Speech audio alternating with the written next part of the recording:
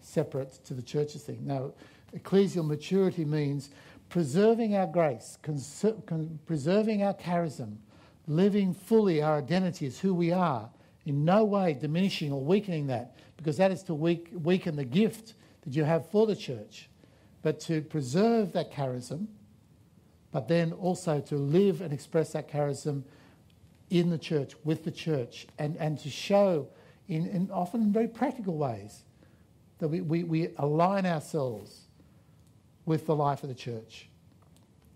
And it can be in very simple things that when the church has something on, we turn up. We don't say, oh no, we don't have time for that, because we have our own life. See, the danger of that is you have a separate life to the church.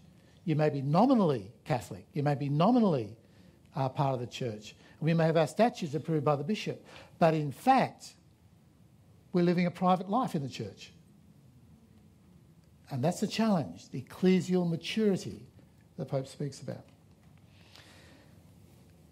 I'd like to, I'm coming to an end, I'm probably pleased to hear.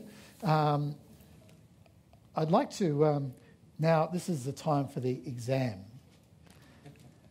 At the end of Christopher Daly's Laity, coming out of the 1987 Synod on the role of the layperson in the church and the world, the Pope actually, Christopher Daly's Laity, the document that came out of on the layperson in the church, is a really interesting document because there's so much reference. And actually, most of the interventions that Pope John Paul II made at that synod had to do with movements. Very interesting. Most of the time, he was wanting to alert the fathers of the council to say, listen, guys, be aware of the movements. And so the final document that came out actually has embedded in it quite a few references to movements. But he lists there in number 30, if you want to look it up, in Christopher Daly's Laity. I'm sure you all have copies. If you haven't, you should. Number 30, he lists 5, I always have 5, don't I? 5 key criteria of ecclesiality. So let's see how you score, okay? These are the 5 criteria. Do you measure up? Number 1, you can respond, if you wish, by putting your hand up or saying amen or hallelujah as you go. Give some indication of whether you think you're on target. Number 1, the primacy given to the call of holiness. The Pope recognised that movements must be instrumental in leading its members to holiness. There must be, he says, a more intimate unity between everyday life of its members and their faith. So, does your movement help people grow in holiness? Okay. 1 out of 5. That's a good start. We need to keep that central. Are the groups and movements continuing to have this as a focus, a primary focus? Okay, number 1. That's the little thing I added. Number 2, a responsibility for professing the faith. Here the Pope saw that authentic movements must not just teach the faith, but enable their members to profess the faith. And not just formation, but actually involved in evangelization, if you like. Is your group and your movement active? Not just a few people, not just 1 or 2 ministries. Is every member of your community or movement or group active in evangelization? Oh, not so enthusiastic on that response. All right. All right. So you give yourself a mark there. If you reckon you claim 2 or maybe 50% of that one. Number 3,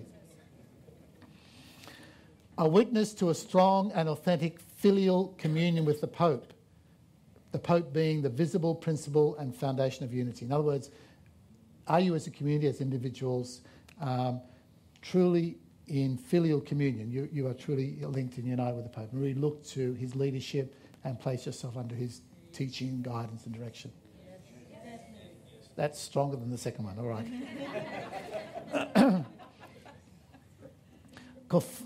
Number 4, conformity to and participation in the Church's apostolic goals. The movements are to be united with the missionary spirit of the Church. Now, what is important here, I think, is do we understand and know what are the church's apostolic goals. So not just our apostolic goals. And this comes back, I think, to the sense of communion with the church, that we're not just say, we know what should be done. Now, I'm sure you do know what should be done, and you're probably right. But are we, if you like, checking that or testing that, and do we have a sense of what is the church's mission and goals, the apostolic goals, and we are working with that? Maybe it comes down to very concrete things. If a bishop is trying to achieve something in his diocese, are we uniting with him to help and support that work? Or we're saying, oh, well, the bishop's doing that's pretty good, but we're going to do this, we'll do our thing. So, okay, how are we going this one? Yeah, all right. 5. A commitment to a presence in human society. The Pope is conscious here that movements need to have an awareness of contributing to the strengthening of human culture. We're not meant to be hermits, and we can't become ghettos. And we can't allow ourselves to be living lives withdrawn somehow from society. We need to be engaged. And this engagement must be broader than just, if you like, running particular outreaches. We need to look, and I think one of the challenges for us is to look more broadly at what's happening in Australian society today. Well, looking more broadly at the bigger issues and actually being engaged in that. Maybe just be individuals in the community who get involved in politics or get involved in media or get involved in something and are actually trying to make a contribution to the society as a whole. Now, sure, our first task needs to be evangelisation, building up community, building up the church. But we mustn't have this attitude of withdrawing into our own ghettos of faith and comfort. We need to be out there, engaged actively with the real issues of the time. So there's... how am I going? Got a few minutes here? Am I over time? I'm over time, aren't I? Horribly over time. I am, aren't I? Yeah.